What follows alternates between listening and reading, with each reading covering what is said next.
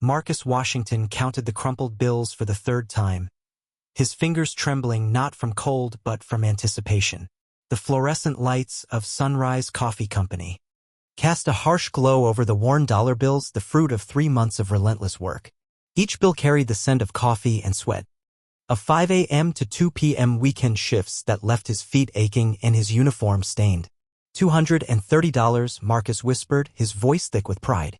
Enough. Finally enough.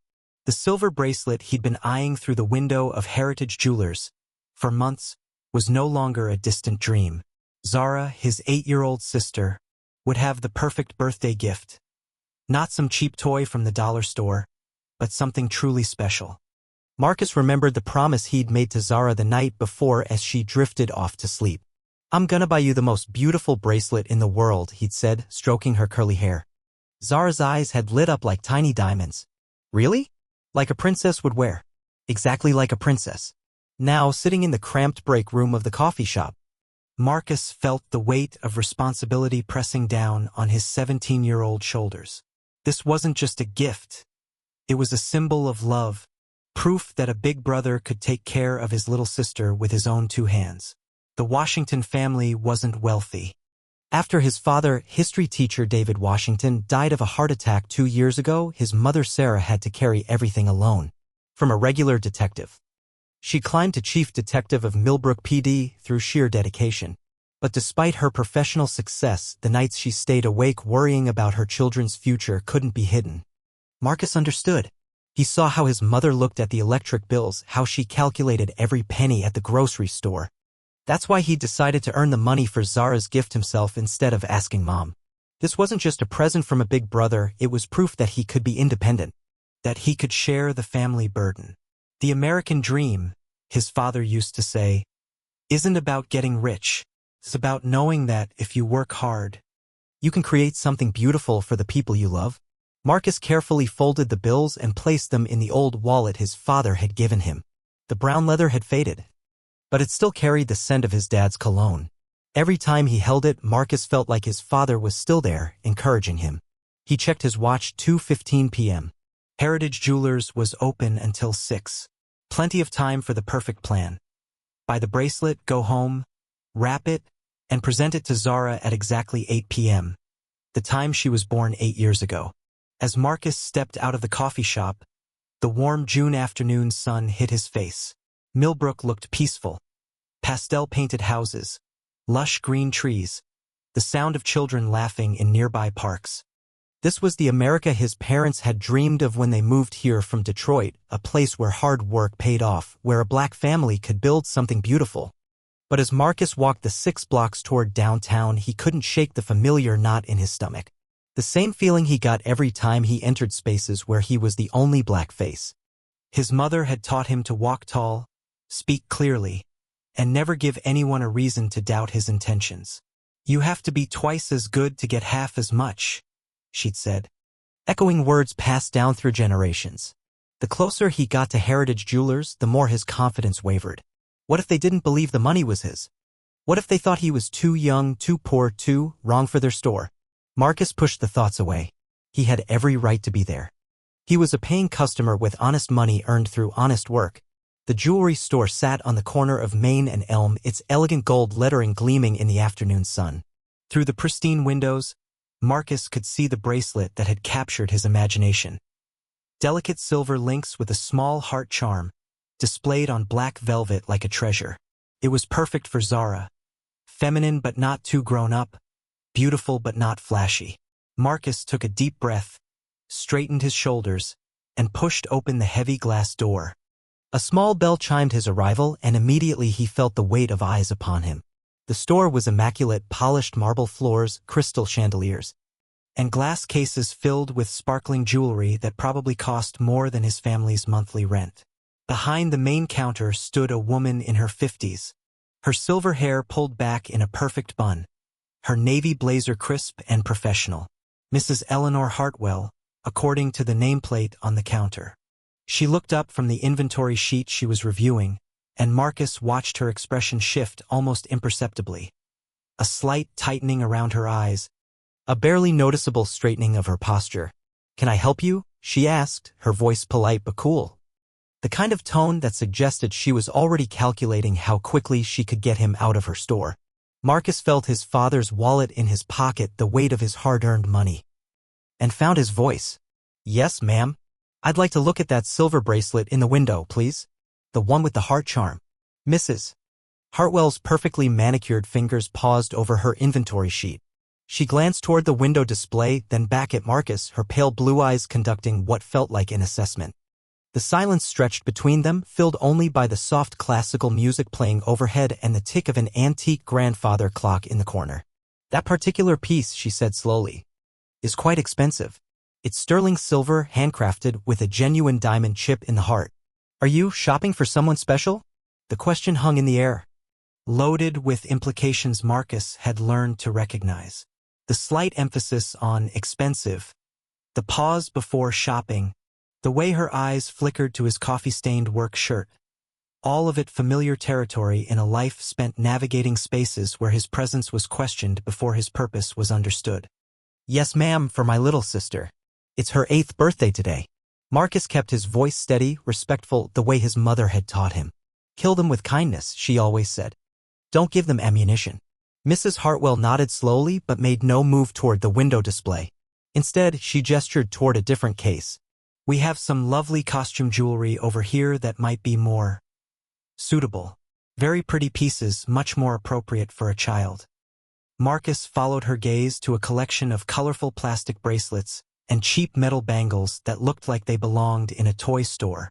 His jaw tightened, but he maintained his composure. "I appreciate that, ma'am, but I've been saving specifically for the silver one. I have the money." At that moment, the door chimed again, and a well-dressed white woman in her 30s entered with her teenage daughter. Mrs. Hartwell's entire demeanor transformed instantly. Her smile became genuine, her posture relaxed, her voice warm and welcoming. "Mrs. Patterson, how wonderful to see you. And Jessica, don't you look lovely? Are we shopping for something special today?" Marcus watched the interaction with a mixture of fascination and frustration. This was the Mrs. Hartwell he'd imagined when he'd planned this moment, friendly, helpful, eager to assist. The contrast was so stark it felt like watching two different people inhabit the same body. "We're looking for graduation earrings," Mrs. Patterson replied, her voice carrying the confidence of someone who belonged. "Something elegant but not too formal." "Of course. Let me show you our new collection. I have the perfect pieces in mind." As Mrs. Hartwell bustled around the counter to attend to her preferred customers, Marcus remained standing by the costume jewelry case, feeling invisible despite being the only other person in the store. He watched Mrs. Patterson and her daughter examine earrings worth hundreds of dollars, their hands freely touching the merchandise while Mrs. Hartwell encouraged them to try anything that catches your eye. The irony wasn't lost on him. Here he was, cash in hand, ready to make a purchase, being treated like a potential threat while customers who were just looking received royal treatment. It was a masterclass in the subtle art of discrimination. Nothing overt enough to call out, but everything designed to make him feel unwelcome. Marcus cleared his throat. "Ma'am? About the silver bracelet?" Mrs. Hartwell glanced over, clearly annoyed at the interruption. "Yes, well, as I said, it's quite expensive. Perhaps you should discuss it with your parents first." "I'm 17 and I have my own money," Marcus replied, his patience wearing thin. "I've been working and saving for this specifically." Mrs. Patterson and her daughter had paused their browsing to watch the exchange, their expressions a mixture of curiosity and discomfort. Marcus felt the familiar heat of embarrassment creep up his neck, not shame for who he was, but frustration at being made to feel like he had to justify his presence. "Working where?" Mrs. Hartwell asked, and there it was, the question that revealed everything. Not, "How much are you looking to spend?" or, "Would you like to see the bracelet?" but an interrogation of his credentials, his worthiness to be in her store. "Sunrise Coffee Company," Marcus answered, his voice steady despite the storm building inside him. "I work weekends and summers. I've been saving for 3 months." Mrs. Hartwell exchanged a glance with Mrs. Patterson, a look that spoke volumes about their shared assumptions. Marcus recognized it, the silent communication between people who saw him as an anomaly. A young black man with money that must have come from somewhere suspicious. "Well," Mrs. Hartwell said finally, "I suppose I could show you the bracelet. But I'll need to see your money first." And I should mention all sales are final.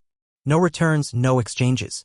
Marcus felt his father's voice in his head. Sometimes, son, you have to decide whether to fight the battle or win the war. This was about Zara, about keeping his promise, about proving that he belonged in any space where he had the right to be. He reached for his wallet. That's fine, ma'am. I understand your policy. As Mrs. Hartwell reluctantly moved toward the window display, Marcus caught Mrs. Patterson whispering something to her daughter. He couldn't hear the words, but he saw the daughter's shocked expression, the way she looked at him with new eyes, not threatening now, but somehow tragic, a young man who didn't know his place. But Marcus knew exactly where he belonged. He belonged wherever his money was good, wherever his intentions were honest. Wherever his love for his sister could be expressed through the simple act of buying her a beautiful gift. The fact that others couldn't see that said everything about them and nothing about him. Mrs. Hartwell returned with the bracelet, placing it on a black velvet tray with obvious reluctance. This is the piece. As I mentioned, it's $225. Marcus looked down at the delicate silver links. The tiny heart charm that would make Zara's eyes light up. It was perfect, worth every hour he'd worked, every dollar he'd saved. He reached for his wallet, ready to complete the transaction that would make his little sister feel like the princess she deserved to be. The bracelet lay on the black velvet like a promise waiting to be fulfilled. Marcus reached for it carefully, the way his mother had taught him to handle precious things, with respect, with intention, with the understanding that beautiful objects deserve gentle treatment. May I? He asked, his fingers hovering over the delicate silver links. Mrs. Hartwell's sharp intake of breath was audible. I'd prefer if you didn't handle the merchandise until after payment. The words hit Marcus like a slap. He glanced toward Mrs. Patterson and her daughter, who were still freely examining earrings, turning them over in their hands, holding them up to the light. The double standard was so blatant it took his breath away. I just want to make sure it's the right size for my sister, Marcus said quietly. She has small wrists. Mrs. Hartwell's lips pressed into a thin line. Very well. But please be extremely careful. This is a delicate piece. Marcus nodded, understanding that he was being granted a privilege that should have been his right as a customer. He lifted the bracelet gently, feeling the weight of the silver, imagining how it would look on Zara's thin wrist. The heart charm caught the light, sending tiny rainbows across the velvet tray. It was perfect. Absolutely perfect. As he turned the bracelet to examine the clasp, disaster struck in the way that disasters always do. Suddenly, without warning, changing everything in an instant. The delicate silver links slipped through his fingers, and despite his desperate grab to catch it, the bracelet fell to the marble floor with a crystalline chime that seemed to echo through the store like a gunshot. Time stopped. Marcus dropped to his knees immediately, reaching for the bracelet, his heart hammering against his ribs. I'm so sorry. I'm so sorry, he repeated, his voice thick with panic. The bracelet appeared undamaged, thank God. But Mrs. Hartwell's reaction was swift and devastating. Step away from it, she commanded, her voice sharp with authority. Don't touch it. Marcus froze, his hand inches from the bracelet. Ma'am, I saw what you were doing. Mrs. Hartwell's voice had transformed from cool professionalism to cold accusation. You were trying to slip it into your pocket. The words hit Marcus like a physical blow. He looked up from his position on the floor, seeing Mrs. Hartwell's face twisted with righteous indignation. Mrs. Patterson pulling her daughter protectively closer, and the security camera in the corner that had surely recorded everything. No, ma'am, I dropped it. I was trying to pick it up. Marcus's voice cracked with the injustice of it all. I have money. I came here to buy it. I know what I saw, Mrs. Hartwell declared, already reaching for the phone behind the counter. You deliberately tried to steal that bracelet. Marcus scrambled to his feet, his hands raised in a gesture of surrender that felt all too familiar, all too necessary. Please, ma'am, check your security camera. You'll see I just dropped it. I wasn't trying to steal anything. But Mrs. Hartwell was already dialing, her fingers stabbing at the numbers with vindictive precision. Yes, I need police at Heritage Jewelers immediately. I have a young man here who just attempted to steal merchandise. The world tilted sideways. Marcus felt like he was watching someone else's nightmare. Unable to wake up, unable to make it stop. This wasn't how it was supposed to happen. He was supposed to buy the bracelet, wrap it carefully, present it to Zara with pride. Instead, he was standing in a jewelry store being accused of theft while his hard-earned money burned in his pocket like evidence of his guilt. "Ma'am, please?" Marcus tried again, his voice barely above a whisper. "I work at Sunrise Coffee. I saved for 3 months. I just want to buy my sister a birthday present." Mrs. Patterson had pulled out her phone and was recording, her face a mixture of fear and fascination. Marcus realized that within hours this moment would be on social media. His humiliation broadcast to the world with whatever narrative Mrs. Patterson chose to attach to it. "The police are on their way," Mrs. Hartwell announced with satisfaction. "I suggest you remain exactly where you are." Marcus felt the walls closing in, felt the weight of every stereotype, every assumption, every fear that had been projected onto him since the moment he walked through the door. This was what his mother had warned him about, what his father had tried to prepare him for. What every black parent in America knew could happen to their children at any moment, in any place, for any reason or no reason at all. His phone felt heavy in his pocket. He could call his mother, but what would he say? That he'd failed? That despite doing everything right, despite earning honest money and speaking respectfully and following every rule, he was still standing in a jewelry store being treated like a criminal? The sound of sirens in the distance made his stomach drop. This was really happening. The police were coming, and Mrs. Hartwell's version of events would be the one they heard first. By the time he got a chance to explain, the narrative would already be set. Young black man tries to steal jewelry, gets caught, claims innocence. Marcus closed his eyes and thought of Zara, probably at home right now, excited about her birthday dinner, wondering when her big brother would come home with her surprise. He thought of his mother, who had worked so hard to give her children a better life, who would soon get a phone call that would break her heart. And he thought of his father, who had always told him that character was what you did when no one was watching, but had never prepared him for moments when everyone was watching and still getting it wrong. The sirens were getting closer. 2 police cruisers pulled up outside Heritage Jewelers, their red and blue lights painting the store windows in alternating colors of authority. Marcus watched through the glass as Officers Rivera and Thompson stepped out of their vehicles, their movements deliberate and professional. His heart hammered against his ribs as he realized there was no going back now. Whatever happened next would define not just this moment, but possibly the rest of his life. Officer Rivera entered first, a compact Latino man in his 30s with kind eyes that immediately scanned the scene. Officer Thompson followed. A tall white man with graying temples and the bearing of someone who'd seen it all. Marcus noticed how their eyes found him immediately, how they positioned themselves to control the space, how their hands rested casually near their equipment. "Ma'am, I'm Officer Rivera. We received a call about an attempted theft." Mrs. Hartwell straightened, her voice crisp with authority. "Yes, officer. This young man tried to steal a silver bracelet. I watched him slip it into his pocket, but when I confronted him, he dropped it and pretended it was an accident." Marcus felt the words like physical blows. Each lie built upon the last, creating a narrative that painted him as a criminal despite the truth being recorded by the very security camera mounted above their heads. "Son, is that what happened?" Officer Rivera's voice was measured, professional, but not unkind. "No, sir," Marcus replied, his voice steadier than he felt. "I was examining the bracelet to buy it for my sister's birthday. I accidentally dropped it and was trying to pick it up when she accused me of stealing." Officer Thompson stepped forward, his expression skeptical. "You have money to pay for jewelry here? This isn't exactly a discount store." The question stung with its implications. Marcus reached slowly for his wallet, aware that every movement was being scrutinized. "Yes, sir. I work at Sunrise Coffee and I've been saving for 3 months. As he pulled out the carefully counted bills, Mrs. Patterson spoke up from where she'd been watching with her daughter. "Officer, I saw the whole thing. He definitely dropped something, but I couldn't tell if it was intentional or not." Marcus felt a flicker of hope. At least one witness was being honest about what she'd seen.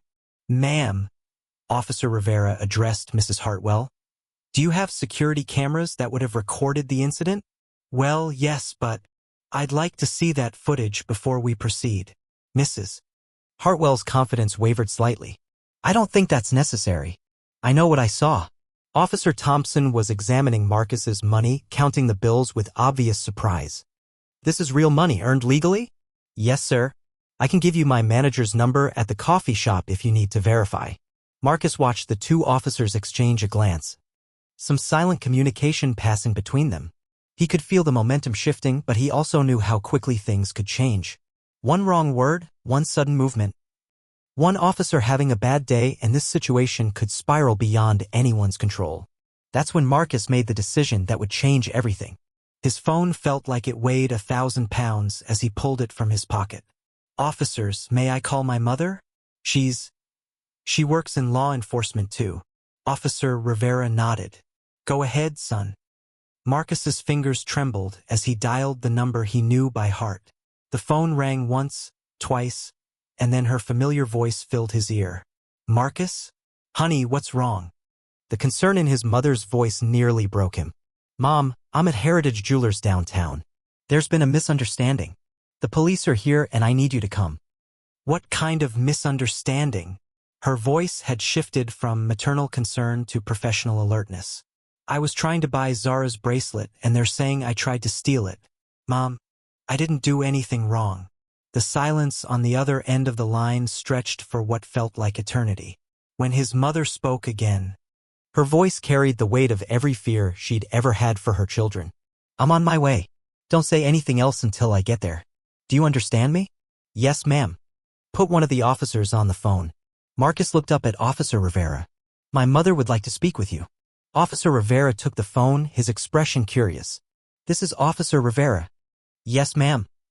I understand. We'll wait for you to arrive before proceeding further. He handed the phone back to Marcus, his demeanor noticeably more respectful. Your mother is Chief Detective Sarah Washington? Yes, sir. The change in the room was immediate and palpable. Officer Thompson's skeptical expression softened. Mrs. Hartwell looked confused and slightly alarmed. Even Mrs. Patterson seemed to understand that the dynamics had shifted dramatically. Well, Officer Rivera said carefully, I think we should definitely wait for the chief to arrive before we do anything else. Marcus felt a mixture of relief and shame. Relief that his mother's position would protect him. Shame that protection was necessary. This was the privilege his mother had warned him about, not the privilege of being above the law, but the privilege of being connected to it. How many other young black men found themselves in similar situations without a chief detective for a mother? As they waited, Marcus thought about all the conversations he'd had with his mother about navigating the world as a young black man. She'd taught him to be respectful, to keep his hands visible, to never give anyone a reason to see him as a threat. He'd followed every rule, done everything right, and still found himself here. The sound of another car pulling up outside made everyone turn toward the window. Chief Detective Sarah Washington had arrived, and Marcus knew that whatever happened next, the story was about to change dramatically. His mother stepped out of her unmarked car with the bearing of someone accustomed to command, her badge visible on her belt, her expression unreadable. As she walked toward the store, Marcus saw her not just as his mother, but as the woman who had fought her way to the top of a profession that hadn't always welcomed her, who carried the weight of representing her community every single day. The door chimed as she entered, and suddenly Marcus wasn't just a young black man accused of theft. He was the son of Chief Detective Washington, and that changed everything. Chief Detective Sarah Washington entered Heritage Jewelers with the measured stride of someone who had walked into countless crime scenes. But Marcus could see the barely controlled emotion in her eyes. She was his mother first, a police officer second, and the tension between those two roles was written across her face. Officers, she said, her voice carrying the authority of her rank while her eyes never left Marcus. I'm Chief Detective Washington. This is my son. Officer Rivera straightened noticeably. Chief, we responded to a call about attempted theft. The store owner claims your son tried to steal a bracelet. Sarah's gaze moved to Mrs. Hartwell, who suddenly seemed much smaller behind her counter. And what evidence do you have of this alleged theft? I saw him with my own eyes, Mrs. Hartwell insisted, though her voice lacked its earlier conviction. He tried to slip the bracelet into his pocket. You saw him put it in his pocket? Sarah's tone was deceptively calm, the voice of an investigator gathering facts. Well, he was moving toward his pocket when I stopped him. So you didn't actually see him put anything in his pocket? Mrs. Hartwell's silence spoke volumes. Sarah turned to her son, her expression softening slightly. Marcus, tell me exactly what happened. Marcus recounted the events, his voice steady despite the emotional turmoil. He described saving his money, coming to buy Zara's gift, the different treatment he received compared to other customers, and the moment the bracelet slipped from his fingers. And you have security cameras? Sarah asked Mrs. Hartwell. Yes, but I don't see why. Because in my experience, video evidence tells a much more accurate story than eyewitness accounts, especially when those accounts are influenced by bias. Sarah's words were sharp, cutting through the pretense. I'd like to see that footage now. Mrs. Hartwell hesitated, glancing nervously at the officers. I'm not sure I'm required to. Ma'am. Officer Thompson interjected, if you want to pursue charges, we'll need to see any available evidence. That includes security footage. Reluctantly, Mrs.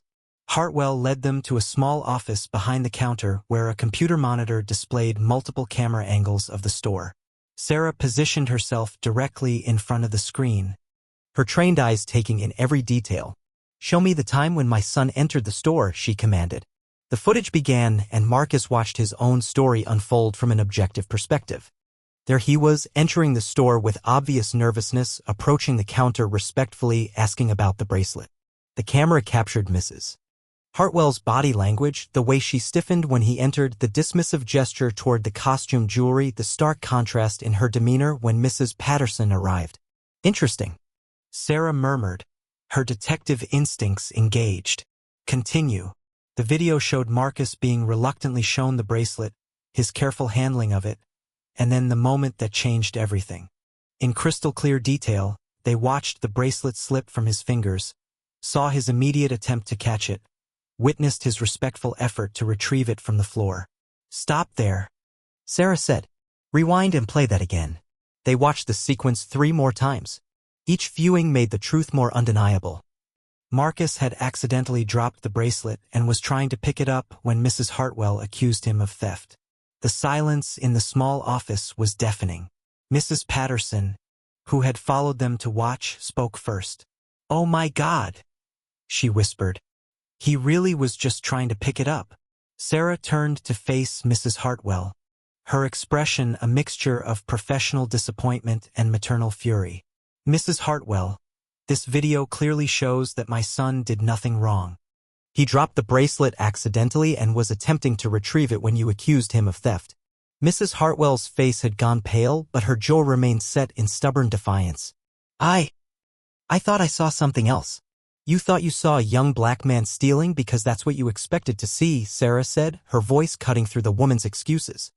Despite the fact that he had money, despite the fact that he was polite and respectful, despite the fact that he was clearly there to make a legitimate purchase. Now wait just a minute. No, you wait. Sarah's voice carried the weight of every injustice she'd witnessed, every battle she'd fought, every time she'd had to be twice as good to get half as much. You made a false accusation against my son based on nothing more than your own prejudices. You called the police and could have destroyed a young man's future because you couldn't see past the color of his skin. Officer Rivera cleared his throat. Chief, given the evidence, there are clearly no grounds for any charges against your son. Furthermore, Sarah continued, I'll be filing a report about this incident. False accusations waste police resources and perpetuate dangerous stereotypes. This will be documented. Mrs. Hartwell finally seemed to grasp the gravity of the situation. Perhaps I was mistaken about what I saw. Perhaps. Sarah's eyebrow arched. Mrs. Hartwell, my son came into your store as a paying customer with honest money earned through hard work. He deserved to be treated with the same respect you showed your other customers. Instead, you subjected him to suspicion, accusation, and humiliation. Marcus watched his mother transform the narrative, reclaiming his dignity through the simple power of truth. The security footage had done more than exonerate him, it had exposed the ugly reality of how he'd been treated. Marcus, Sarah said, turning to her son, do you still want to purchase the bracelet? Marcus looked at the delicate silver piece, still lying on the velvet tray where it had started this whole ordeal. It was still beautiful, still perfect for Zara. But now it carried the weight of this experience. Yes, ma'am, he said quietly. For Zara. Sarah nodded and pulled out her own wallet. Then let's complete this transaction. Mrs. Hartwell, My son would like to purchase that bracelet. I trust there won't be any further misunderstandings. The transaction proceeded in uncomfortable silence, the bracelet finally changing hands for the price it had always been worth. But Marcus knew that the real cost of this purchase, the cost of dignity, of justice, of truth, had been far higher than the $225 on the receipt. 3 days later, the story had taken on a life of its own. Marcus sat at the kitchen table of their modest 2-story home, watching his mother scroll through news articles on her laptop while Zara played with her new bracelet, completely unaware of the storm that had surrounded its purchase. Local teen falsely accused of theft at jewelry store, Sarah read aloud. Police chief's son victim of racial profiling. Marcus, this has been picked up by the state news networks. Marcus pushed his cereal around his bowl, his appetite gone. The bracelet incident had become bigger than he'd ever imagined, bigger than he'd wanted. His phone buzzed constantly with friend requests from strangers, interview requests from reporters, and messages of support from people he'd never met. I just wanted to buy Zara a birthday present, he said quietly. I know, baby. Sarah closed the laptop and reached across the table to squeeze his hand. But sometimes our personal experiences become part of something larger. This isn't just about you anymore. It's about every young black person who's been treated with suspicion for no reason other than the color of their skin. Zara looked up from her bracelet, her 8-year-old mind processing the adult conversation happening around her. Mama, why were those people mean to Marcus? He's the nicest brother in the whole world. Sarah's expression softened as she looked at her daughter. Sometimes, baby girl, people make judgments about others based on what they look like instead of who they are inside. It's not right. And it's not fair, but it happens. That's stupid, Zara declared with the moral clarity that only children possess. Yes, it is stupid, Sarah agreed. And that's why we have to keep working to change it. The doorbell rang, interrupting their conversation. Through the window, Marcus could see a police cruiser in their driveway. His stomach clenched with familiar anxiety until he recognized Officer Rivera walking up their front steps. Sarah answered the door, her expression cautious but professional. Officer Rivera. What can I do for you? Chief, I was hoping I could speak with Marcus if that's okay. I wanted to apologize. Marcus joined his mother at the door, curious about what the officer had to say. Rivera looked uncomfortable, his usual professional composure replaced by something more vulnerable. Marcus, I've been thinking about what happened at the jewelry store and I realized I failed you. When we first arrived, I should have asked more questions before accepting Mrs. Hartwell's version of events. I let my assumptions guide my initial response, and that wasn't fair to you. The apology caught Marcus off guard. In his experience, adults rarely admitted their mistakes, especially not to teenagers. I appreciate that, Officer Rivera. Thank you. Can I ask you something? Rivera continued. How did it feel being in that situation? I mean, really feel? Marcus considered the question, thinking about how to articulate the complex emotions he'd experienced. Scared, he said finally. Not just scared of getting in trouble, but scared that no matter what I said or did, people had already decided who I was. Like my words didn't matter because they'd already written my story. Rivera nodded slowly. I have a son about your age. He's Latino. And I've had to have conversations with him about how to interact with police, how to keep himself safe. But watching what happened to you made me realize that I need to examine my own biases too. Just because I understand discrimination doesn't mean I'm immune to perpetuating it. Sarah stepped forward, her expression thoughtful. Officer Rivera, would you be interested in participating in some bias training workshops? I'm developing a new program for the department. Absolutely, Chief. And if there's anything else I can do to help prevent situations like this, I'm willing. After Rivera left, the family settled back into their morning routine. But the conversation had shifted something in the house. Marcus felt a strange mixture of pride and burden. Pride that his experience might help create positive change, but burden from the weight of representing something larger than himself. His phone rang, displaying his manager's number from Sunrise Coffee. Hey Marcus, it's Janet. I just wanted to check on you after seeing the news. Are you okay? I'm fine, thanks for asking. Good. Listen, I've been getting calls from reporters wanting to interview you about your work here, your character, that sort of thing. I told them all the same thing, that you're one of the most reliable, honest employees I've ever had.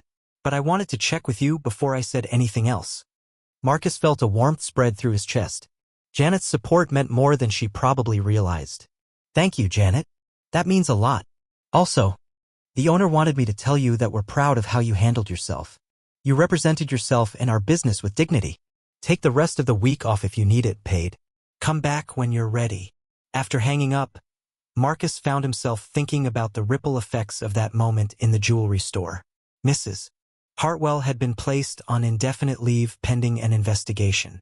Heritage Jewelers had issued a public apology and announced new customer service training for all employees. The Millbrook Police Department was implementing mandatory bias training. And somewhere, other young people who looked like him might walk into stores with a little more confidence, knowing that their stories mattered too. But perhaps the most important change was happening right here at home. Zara was asking questions about fairness and justice, developing a moral compass that would guide her through life. Sarah was channeling her protective instincts into systemic change that could help other families. And Marcus was learning that sometimes the most powerful thing you can do is simply tell the truth and stand in it, even when others try to rewrite your story. The silver bracelet on Zara's wrist caught the morning light, sending tiny rainbows across the kitchen wall. It was still beautiful, still the perfect gift for his little sister. But now it represented something more, proof that love persists even in the face of injustice, that dignity can't be stolen even when it's attacked, and that sometimes the most ordinary moments become extraordinary simply because someone refuses to accept that wrong is right. 2 weeks after the incident, Marcus found himself walking through Millbrook's downtown district with Zara, her small hand tucked securely in his. The silver bracelet glinted on her wrist as she skipped beside him, chattering about her upcoming school play and the new friend she'd made at summer camp. Marcus, why do people keep staring at us? Zara asked, noticing the double takes and whispered conversations that followed them down Main Street. Marcus squeezed her hand gently. Some people recognize me from the news, that's all. It'll die down soon. They were heading to Sunshine Gifts, a small family-owned store that had reached out to Marcus through his mother, inviting him to shop there anytime.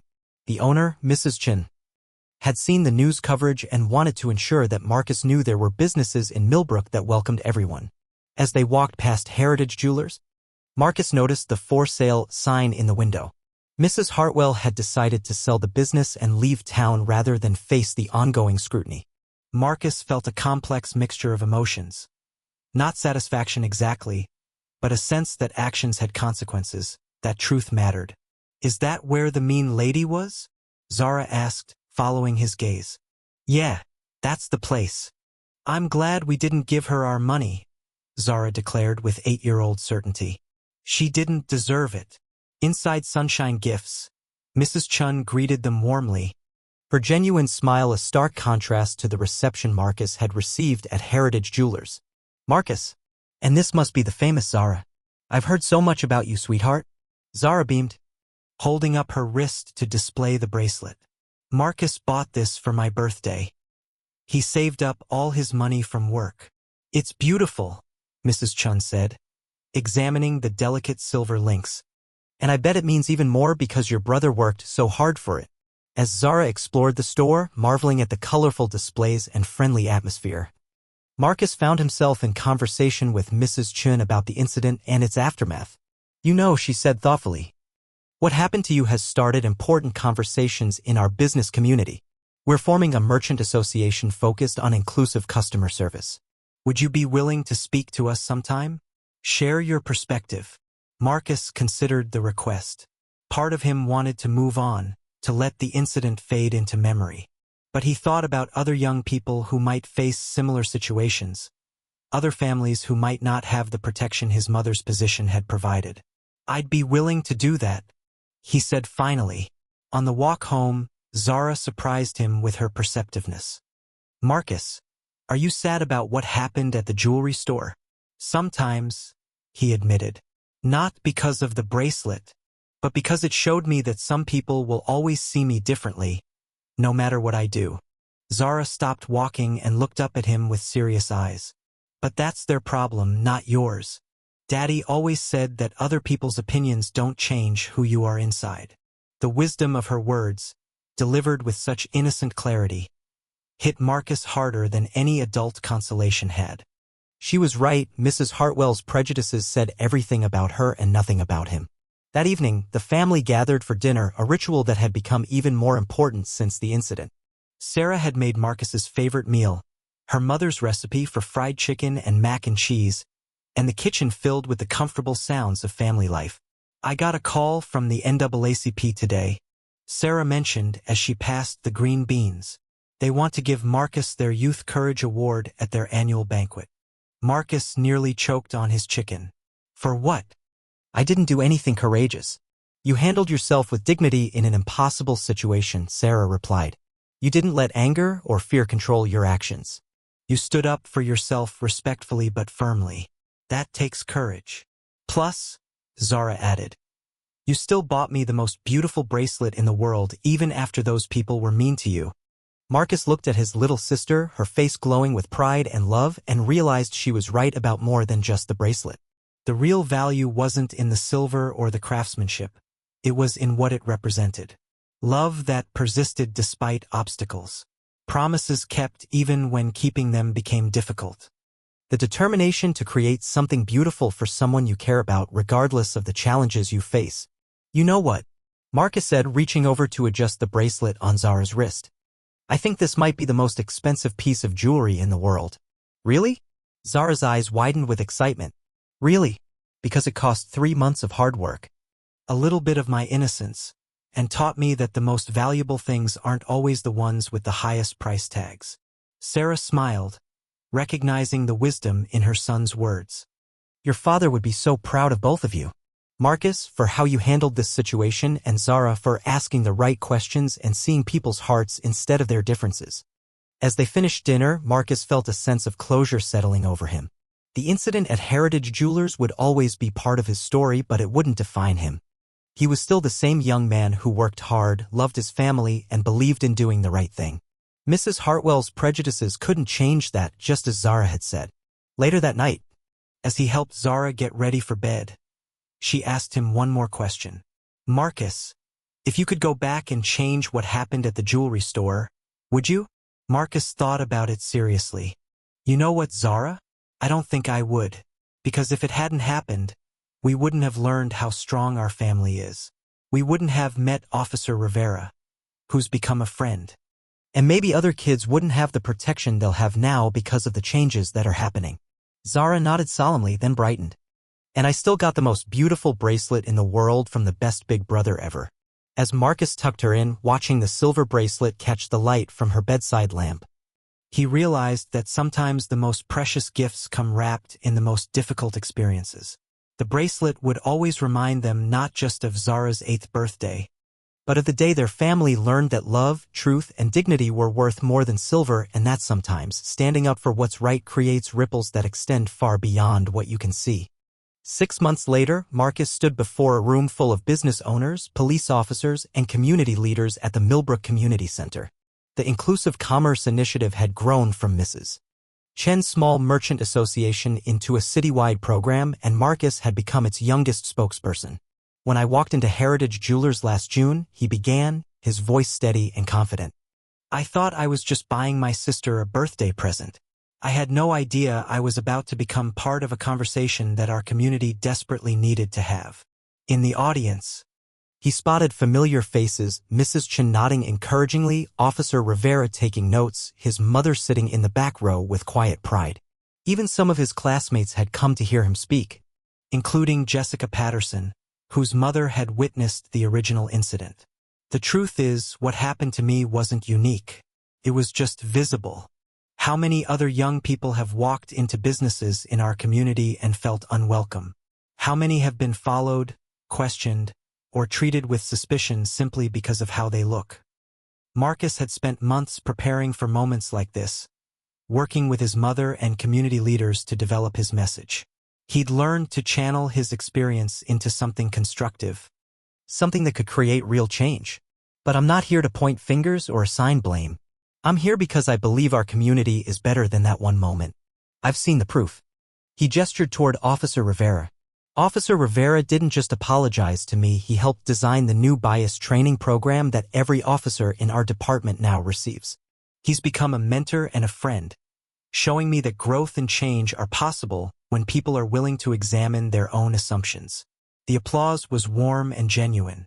Rivera smiled, giving Marcus a small nod of encouragement. Mrs. Chun didn't just welcome me into her store.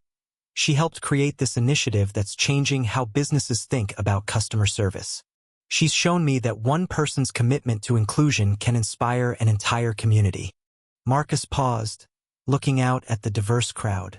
And my mother, Chief Detective Washington, didn't just protect her son, she used this incident to implement systemic changes that will protect other people's children too. In the months since the incident, Sarah had become a regional leader in police reform, speaking at conferences and helping other departments implement bias training programs. Her work had caught the attention of state officials, and there was talk of her being appointed to a statewide police reform commission. The bracelet I bought for my sister that day cost $225, Marcus continued. But the real cost was much higher. It cost our community some of its innocence, forced us to confront uncomfortable truths about ourselves. But you know what? That was a price worth paying. Because now we're having conversations we should have been having all along. After his speech, Marcus was approached by a young Latina girl, probably about Zara's age, tugging on her father's hand. Mija wants to tell you something, the father said with a smile. The little girl looked up at Marcus with shy eyes. My daddy says you're brave. I want to be brave like you when I grow up. Marcus knelt down to her level. You know what? You're already brave. Being here tonight, listening to grown-ups talk about important things, that's brave. And asking questions when something doesn't seem fair, that's brave too. The girl beamed and skipped back to her father, who mouthed thank you to Marcus. Later that evening, Marcus found himself at Sunrise Coffee, working his usual weekend shift. The coffee shop had become something of a pilgrimage site for people who'd heard his story, with customers often asking to meet the young man from the news. Janet had learned to handle these requests with grace, protecting Marcus's privacy while allowing him to connect with people when he chose to. Marcus, called a voice from across the cafe. He looked up to see Dr. Williams, his high school guidance counselor, approaching the counter with a folder in her hands. Dr. Williams, what brings you here on a Saturday night? You do, actually. I have something I think you'll want to see.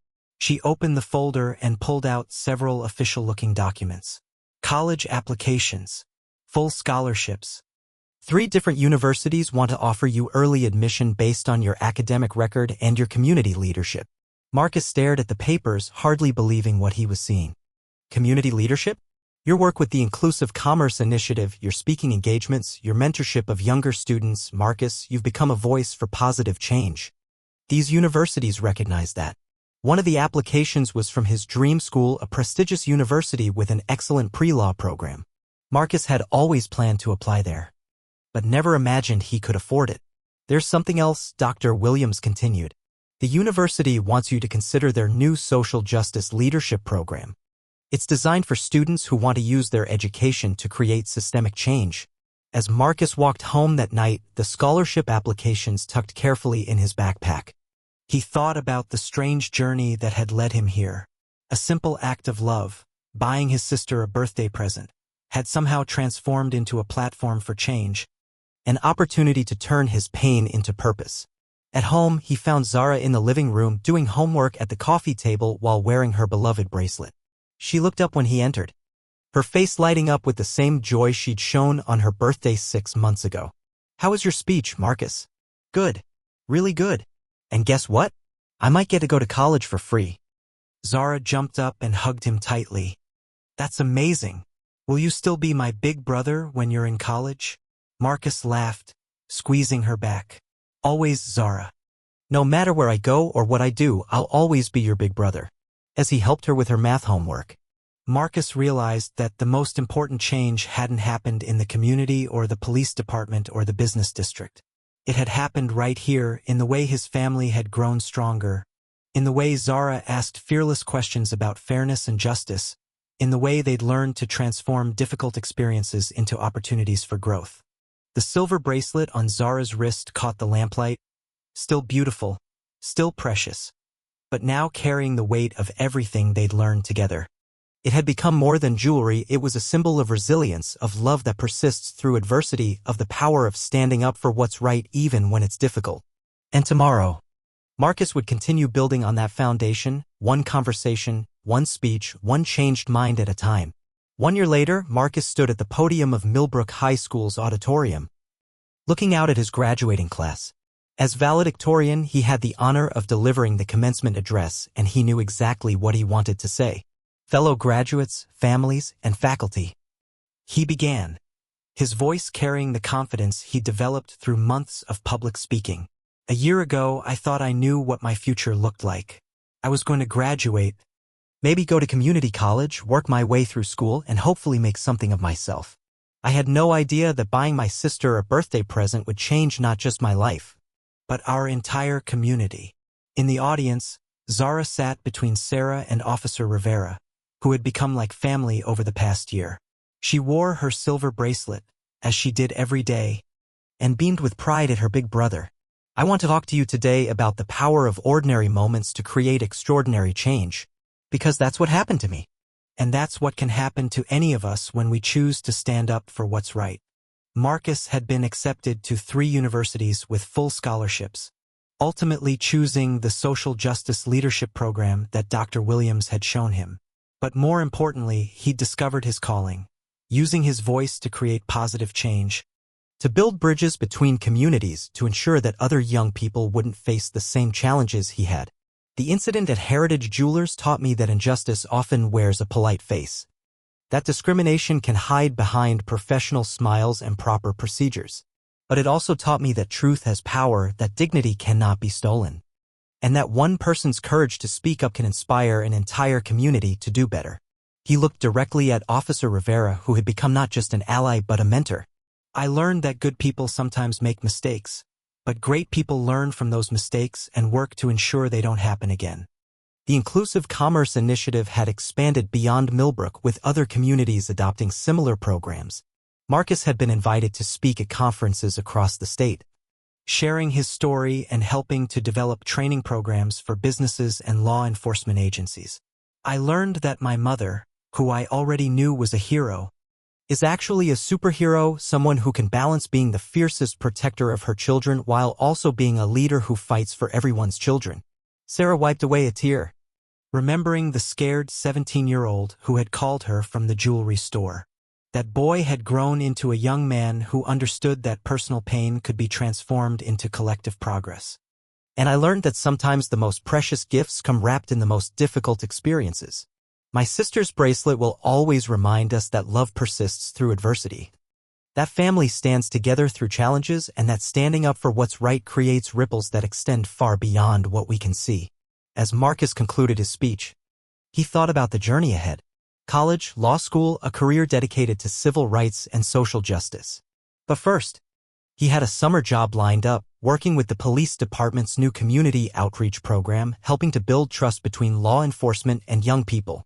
So as we leave here today and begin the next chapter of our lives, I challenge each of you to remember that you have the power to create change, not through grand gestures or dramatic moments, but through the simple act of treating every person you meet with dignity and respect, through the courage to speak up when you see injustice, through the wisdom to turn your struggles into strength.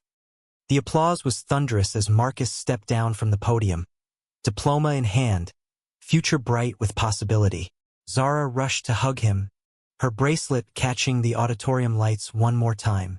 "I'm so proud of you, Marcus," she whispered. "I'm proud of us," he replied, knowing that this was just the beginning of their story, a story that had started with love, survived injustice, and would continue with hope.